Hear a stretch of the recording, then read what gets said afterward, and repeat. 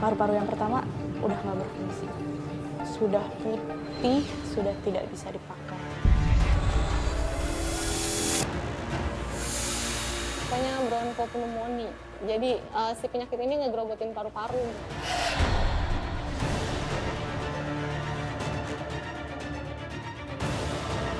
Sebegitu berbahayanya, tapi sering sekali kita menganggap remeh.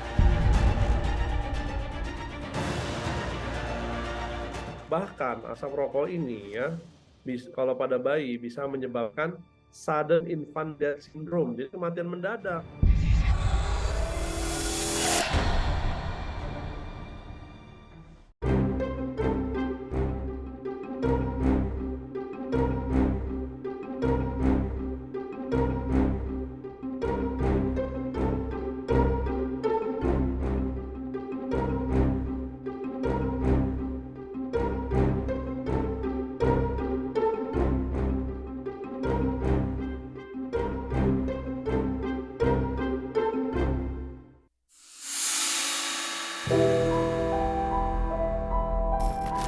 Saudara, perokok pasif ternyata tak bisa dianggap sebelah mata. Mayoritas anak-anak selalu menjadi korban, bahkan menelan korban jiwa. Apakah sebenarnya betul, saudara, Indonesia saat ini darurat perokok pasif, khususnya pada anak-anak?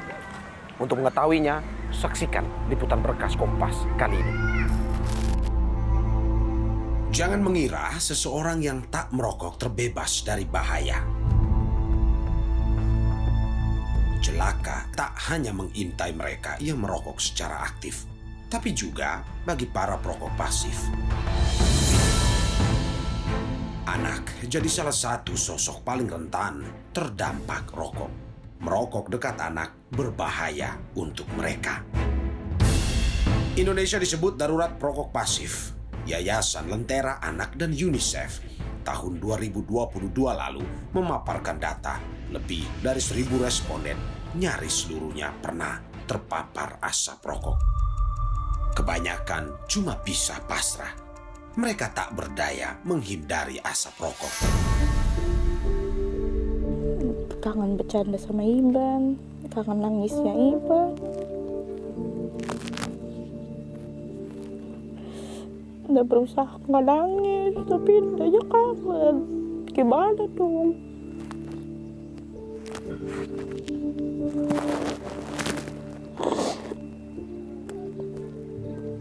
Udah malu, nangis, berarti udah gak kuat. Air mata membasahi pipi Desti Puspita di pusara Gibran, anak ketiganya. Bulan Mei lalu, Gibran, buah hati Desti yang berusia 7 bulan, dikuburkan di sini. Meski sesak masih terasa di dada, Desti mau berbagi cerita pada kami tentang nasib nahas Gibran yang jadi perokok pasif. Aku tuh kayak mimpi kali ya, Mas. Jadi tuh kayak ngiang-ngiangnya tuh kayak, wah, Iban masih ada suara nangisnya, masih ada suara ketawanya, masih dengar. Tapi kok kayak nggak bisa peluk, nggak bisa ngelakuin hal-hal yang biasa aku lakuin sama Iban. Siapa yang Anda paling salahkan dalam peristiwa ini? Aku, diri sendiri. Ini Gibran saat berusia 6 bulan. Ia begitu riang dan aktif. Si bungsu yang manja ini amat disayang kedua kakaknya. Bak tersambar petir di siang bolong. Desti amat terkejut kala Gibran divonis pneumonia. Iya, pneumonia. Rokok jadi biang keladinya.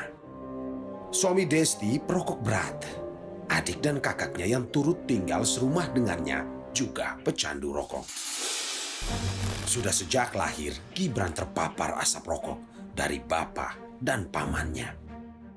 Dia tuh kayak misalnya naik stroller gitu, dorong stroller tapi tangannya tetap merokok. Sedekat itu, Bro?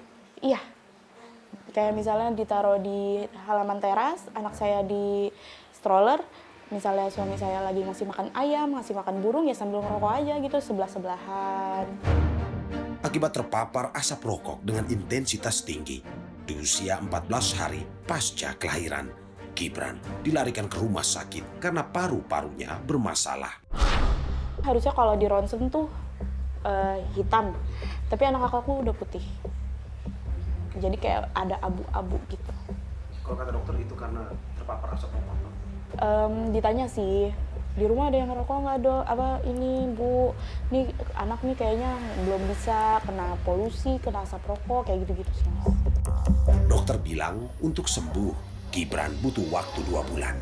Mirisnya, meski Gibran sakit, perokok yang serumah dengannya tak juga berhenti. Kondisinya drop saat Idul Fitri April lalu. Sebab Gibran yang jadi pusat perhatian keluarga digendong dari tangan ke tangan. Padahal mereka sambil merokok.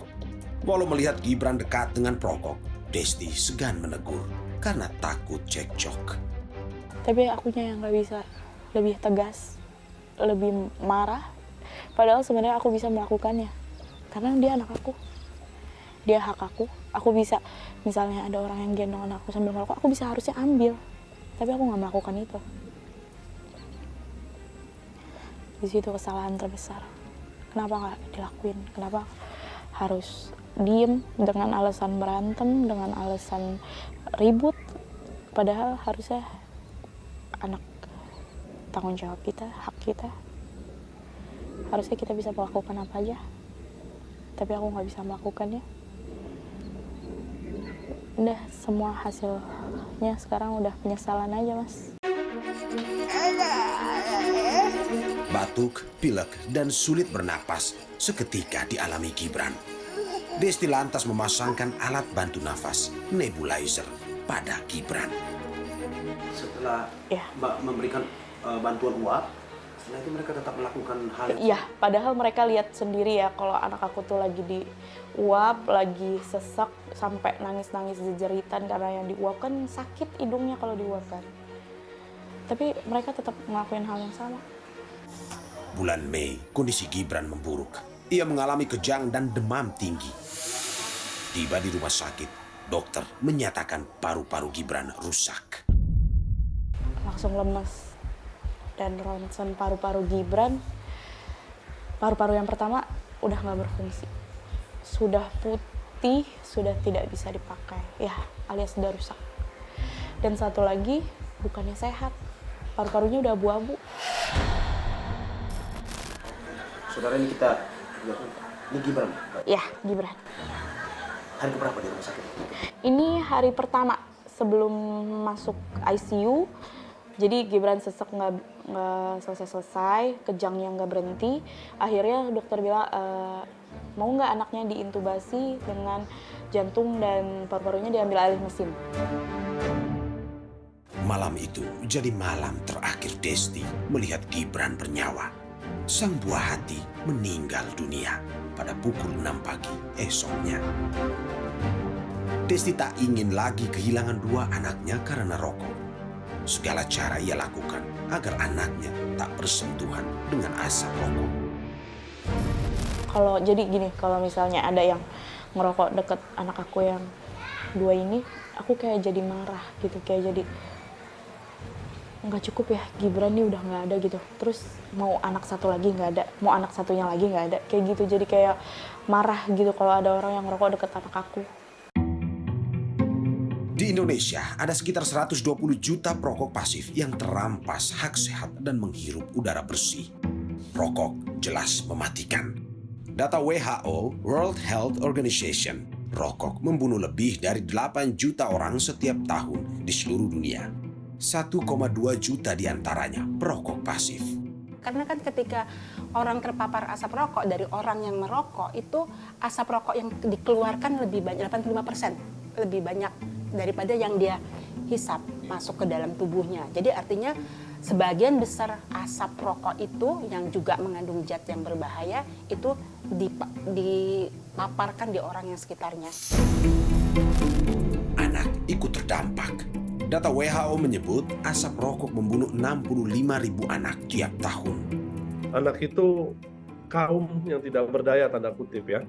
Mereka tidak mengerti bahwa itu berbahaya Kalau di dalam asap rokok itu tidak ada bakteri, tetapi asap rokok bisa menyebabkan penurunan daya tahan tubuh, mengganggu organ tubuh, sehingga bakteri lebih mudah menjajah tubuhnya. Bahaya asap rokok tak hilang begitu saja. Residunya menempel, racunnya melekat pada apa yang dihinggapinya. Di mana pneumonia ini adalah penyebab tersering kematian pada anak. Ya, jadi salah satu penyebab tersering kematian pada anak adalah pneumonia. Dan salah satu faktor resikonya adalah asap rokok.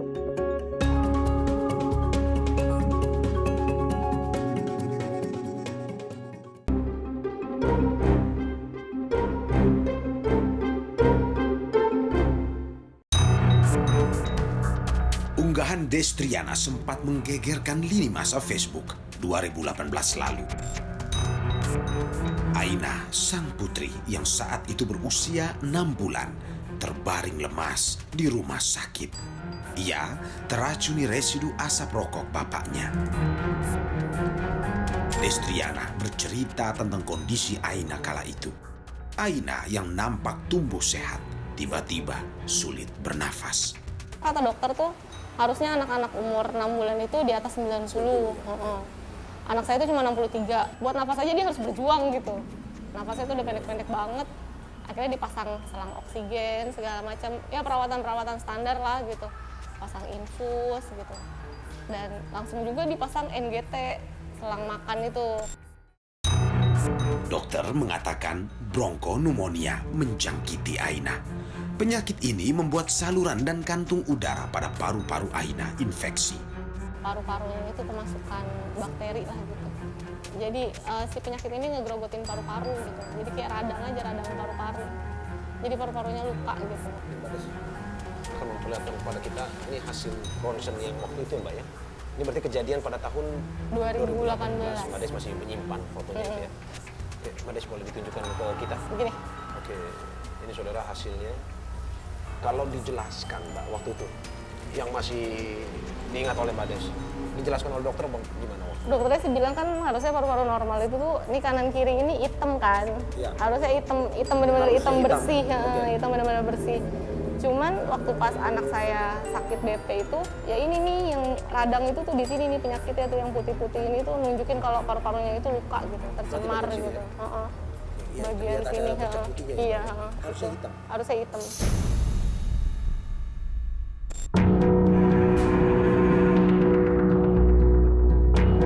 Dokter bilang bronkoneumonia yang diderita Aina karena paparan asap rokok.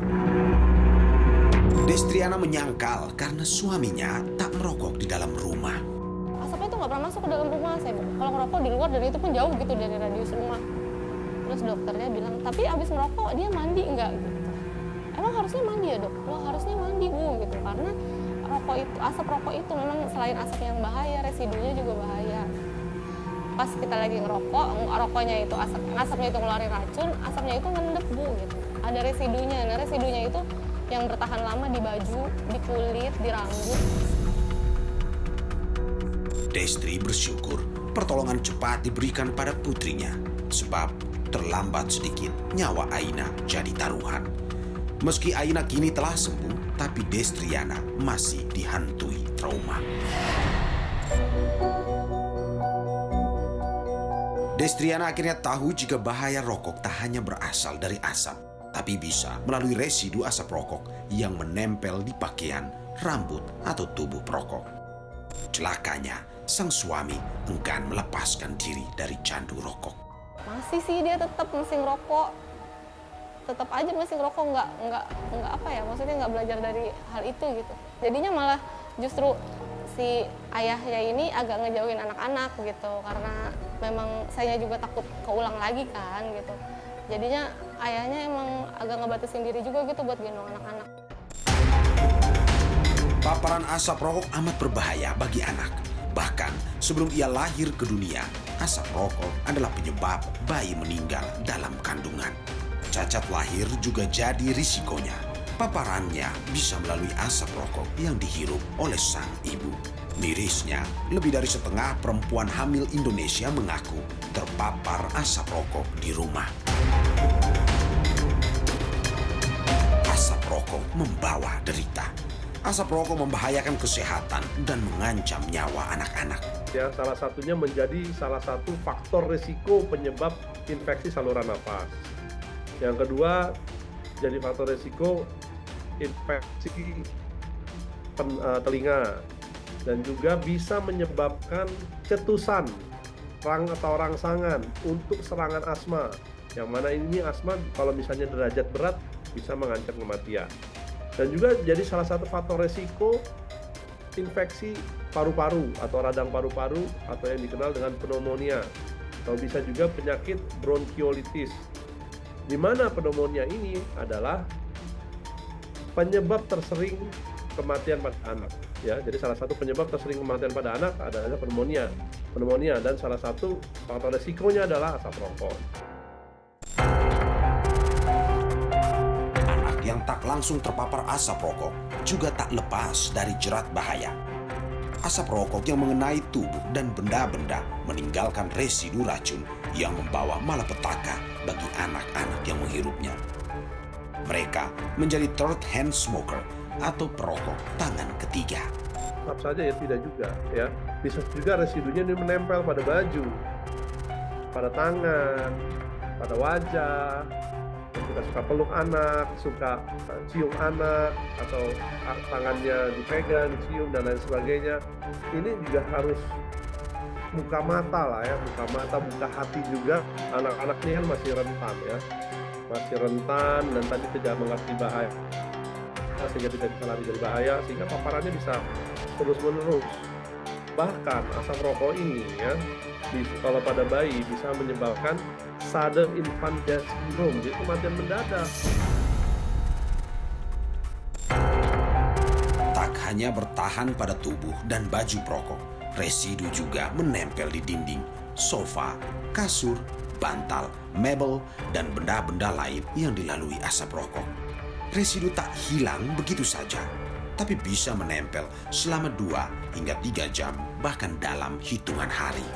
Sebegitu berbahayanya, tapi sering sekali kita menganggap remeh. Kita hanya menganggap tidak, itu bukan sesuatu yang berbahaya, nggak terlihat gitu. Menjadi perokok pasif dan perokok tangan ketiga, anak-anak rentan terjangkit penyakit dan dekat dengan kematian. Bagaimana perlindungan agar anak-anak terbebas dari ancaman asap rokok? Anak ya dipeluk, digendong, kalau pasti bau rokok kena habis rokok. Ketika ditegur atau istri yang kita ganti baju dulu, mandi dulu, jadi dia berani.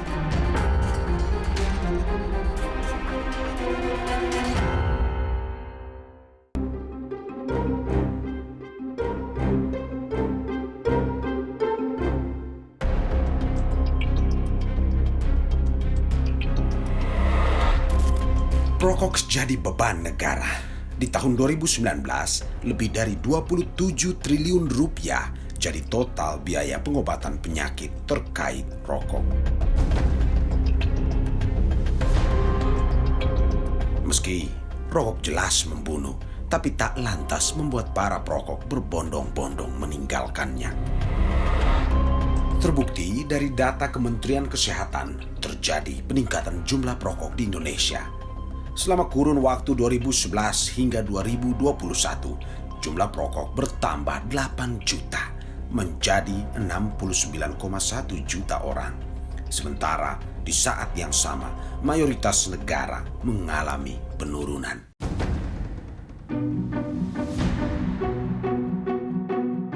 Makin tinggi jumlah perokok aktif, semakin meningkat pula korban perokok pasif dan perokok tangan ketiga. Berdasarkan penelitian Kementerian Kesehatan 2016 lalu saja, 43 juta anak Indonesia terpapar asap rokok. 11,4 juta diantaranya berusia 0 sampai 4 tahun. Yayasan Lentera Anak Indonesia mengklaim anak Indonesia darurat perokok pasif. Datanya itu 120 juta orang di Indonesia menjadi perokok pasif. Lebih banyak daripada perokok aktif. Artinya satu orang perokok aktif dia punya potensi mengasapi gitu kan ya, mempaparkan asapnya ke orang lebih dari 1, 2, 3 orang. Ya saya kira itu darurat. Kenapa? Nah cuma gini, perokok pasif itu tidak terlihat kedaruratannya gitu kan ya. Karena memang orang-orang tidak merasa penting itu untuk jadi sebuah masalah. Ini bisa terjadi karena minimnya kawasan bebas rokok, terutama rumah yang sepatutnya jadi tempat yang aman dan nyaman bagi anak.